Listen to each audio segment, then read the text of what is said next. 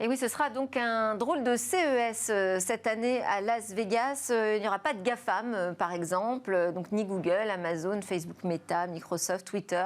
Dans l'automobile, parce que c'est aussi un grand salon de l'automobile, le CES, eh bien, il y a également des désistements chez General Motors, BMW, Mercedes, Waymo aussi.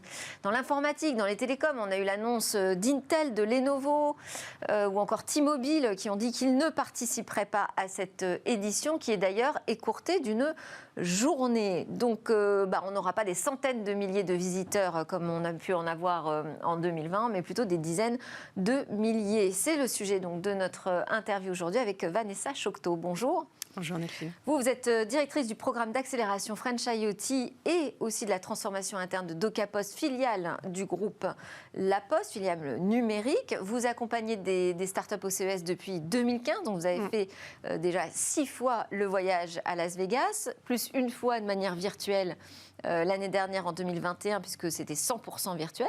Et là, cette année, soudain, le 21 décembre, alors que vous sembliez dans les starting blocks pour partir avec la délégation française, vous décidez d'annuler, donc pratiquement, au dernier moment. Est-ce que déjà, vous avez fait partie des décisionnaires ? Alors, c'était une décision effectivement générale de la direction, qui est un choix de raison. En fait, qui a été fait tout simplement pour éviter de prendre des risques d'un point de vue sanitaire. Et puis, on est également beaucoup engagé sur des enjeux de société et sociétaux. Et donc, nous avons à cœur d'être exemplaires sur les consignes données aux entreprises aujourd'hui, notamment les grands groupes en France, de faire très attention à la formation de clusters et à la propagation. Donc, la crise sanitaire s'est imposée à nous, alors que, comme vous le disiez au préambule, nous étions dans les starting blocks depuis début décembre. Oui, et donc j'imagine que ce n'est pas sans conséquence, mais je voulais quand même dire qu'il y avait, dans cette délégation française, il y aura quand même des grands groupes français qui seront représentés, a priori, en tout cas jusqu'à maintenant, parce que tout peut arriver encore jusqu'à demain matin, mais Thales, Dassault Systèmes, Valeo, et puis 130 startups vont quand même faire ce déplacement. Qu'est-ce que ça a comme conséquence quand on décide, comme ça, finalement, fin décembre, de ne pas se rendre début janvier à Las Vegas pour présenter ces dernières startups, ces dernières innovations technologiques ? Alors, on va à Las Vegas déjà pour plusieurs objectifs. Depuis des années, en fait, on y va pour présenter nos innovations, parler de notre transformation. Et pour ce faire, on emmène avec nous des représentants de ce qui se passe au quotidien dans le groupe La Poste. Ce sont nos factrices, nos facteurs, nos chargés de clientèle. Donc 4 s'étaient préparés depuis début décembre à venir au CES avec nous. Il faut savoir que leur faire prendre le risque à la fois d'accueillir sur stand, de se déplacer et en même temps de témoigner auprès de leurs collègues ensuite en rentrant, parce que c'est leur mission, témoigner de ce qu'ils ont vu auprès de leurs collègues, alors même que nous ne sommes pas, certains du contexte sanitaire et des conditions de rapatriement en France, c'est faire courir un risque effectivement trop important.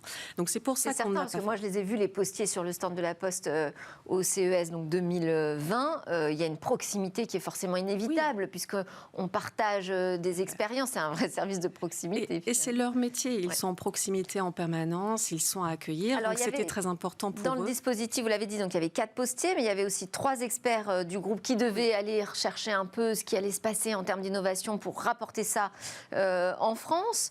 4 startups aussi devaient partir avec vous. Alors finalement, il y en aura quand même 3. Donc comment vous vous êtes organisés ? Quelles sont les conséquences concrètes ? Alors, comme je disais, on y va pour nos innovations, on y va aussi pour booster nos startups. On les accélère en fait tous les ans par notre programme French IoT. Donc on accélère des startups qui sont dans les services numériques à impact. Donc tous les ans, nous avons une douzaine de startups qui viennent avec nous. Et là, cette année, 4 avaient décidé de venir parce qu'elles avaient déjà un pied aux États-Unis. Nous leur avons laissé le choix. Donc à partir du 21 décembre, on leur a exposé la situation. Que nous partions, comme toujours, sous le pavillon French Tech. Il est important d'y aller ensemble, avec la grande famille France, et de montrer que nous sommes une Startup Nation. Donc, nous sommes sous pavillon French Tech avec Business France, et on leur a dit, vous pouvez y aller, mais sans notre accompagnement spécifique de postiers et postières. 3 d'entre elles ont décidé de maintenir leur participation, tout simplement parce que, pour certains dirigeants, ils sont déjà sur le territoire américain. Certains avaient prévu d'être sur ce marché, avaient déjà des pistes de partenariat ou de contrats sur ce marché. Donc 3 startups que sont Velco, qui fait de la livraison dernier kilomètre. Nous avons également MusicCare, qui est un dispositif de musicothérapie. Et puis Tiny Coaching, qui est un chatbot pour l'apprentissage professionnel. Toutes les 3 ont décidé de maintenir leur participation. Donc elles vont être sur place, bien accompagnées, avec nos partenaires French Tech et Business France. Ok, et comment vous allez le suivre alors ce CES? Parce que vous n'avez pas non plus pris la décision d'être présent de manière virtuelle, comme certains. On a des invitations pour participer, aller voir les stands virtuels. Vous n'avez pas pris cette décision, c'est-à-dire vous allez complètement garder vos distances? Non, du tout. En fait, alors effectivement, vous avez raison, un salon d'une telle ampleur, c'est formidable. C'est un vivier pour découvrir les tendances du marché, les tendances émergentes, aller voir des startups. Pour nous, c'est très important en tant qu'accélérateur de découvrir les pépites que nous pouvons accompagner les années suivantes. Surtout qu'en plus, nous avons un objectif de parité quand nous accompagnons des startups. Donc, nous voulons aussi découvrir des fondatrices et pas que des fondateurs. Ouais. Donc, c'est très important d'être sur place. Et effectivement, rien ne remplace cette proximité.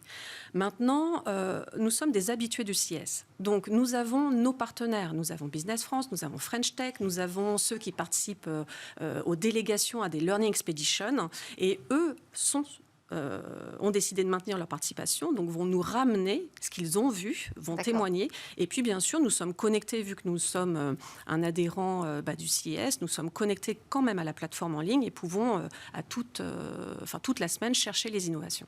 Et en général, quel retour, parce que vous avez quand même l'expérience de cette édition de CES, en général, quels sont les retours concrets d'un salon comme celui-ci? Alors, les retours, déjà, vous pouvez imaginer, c'est la communication. En fait, nous sommes extrêmement regardés et scrutés au niveau de la France en étant présents à des milliers de kilomètres. Donc, on a un effet communication formidable, à la fois pour le groupe et à la fois pour nos startups. Ça, c'est extrêmement important pour passer nos nouveautés, nos nouveaux services. La deuxième chose, c'est concrètement, d'un point de vue business, il faut savoir que c'est incroyable en termes de passage sur les stands, le nombre de contacts qualifiés que vous pouvez avoir. Donc, on va attendre les résultats fin de semaine. Auprès de quel type de population? Alors, en fait, les grands groupes industriels, les grands groupes de services, donc ça peut être des partenaires pour nos startups, ça peut être également nos clients ou nos futurs partenaires. Mais étrangers, parce que c'est... Alors, non, européens. Européens, d'accord. Alors, on peut avoir des étrangers, effectivement. On va au CES pour être consumer oriented, donc effectivement, il faut avoir des produits grand public. Oui. Et puis, on va au CES aussi quand on a la volonté d'avoir une ambition, quand on a une ambition internationale. Donc, on a tous ces types de groupes de présents. On a aussi des distributeurs. Certaines startups, par exemple, ont eu des propositions de contrats de distribution en Asie ou au Mexique ou en Amérique du Sud, en étant au CES. Donc, c'est ça que nous attendons. Généralement, nous, on a le curseur qui nous permet de voir qu'ils ont à peu près 200 contacts qualifiés à la fin d'une semaine. Donc, tout ça, c'est pour les startups que vous accompagnez? Et nous, quand nous y sommes au niveau personnel, groupe La Poste, avec nos propres innovations, nous avons également à peu près 200 contacts qualifiés qui nous permettent de vérifier que nous avons une appétence marché et d'aller proposer nos services et nos solutions. Et donc, ça vous permet de commercialiser des technologies de DocaPost, par exemple, auprès de marchés étrangers. Oui, et le CES est très important. On voit 3 choses au CES. On a la confirmation de l'usage. Est-ce qu'il y a bien une appétence? Est-ce qu'on est crédible? Est-ce qu'on est vu sur le marché? Est-ce que le service va être utile? Ça, c'est le premier point. Ensuite, on va avoir la faisabilité technologique qui va être confirmée ou pas. Les questions posées par toutes les personnes, des ultra spécialistes qui parcourent le CES, vont permettre de challenger sa technologie. Donc ça, c'est primordial quand on se lance dans un service numérique où on est souvent en test and learn. Donc le CES est également un très beau terreau pour apprendre. Et puis, la troisième chose d'un point de vue business, on a des confirmations avec des demandes de distribution, des demandes de partenariat. Généralement, les startups et nous-mêmes, quand nous revenons de CES, nous avons à peu près 6 mois de rendez-vous de planifier. Et comment vous allez remplacer alors cette absence physique? Alors l'absence, pas tout à fait, vu que nous avons nos startups. Donc nous allons être en contact avec elles en permanence pour voir comment cela se passe et si nous sommes dans les mêmes indicateurs que ceux que nous avions les années précédentes.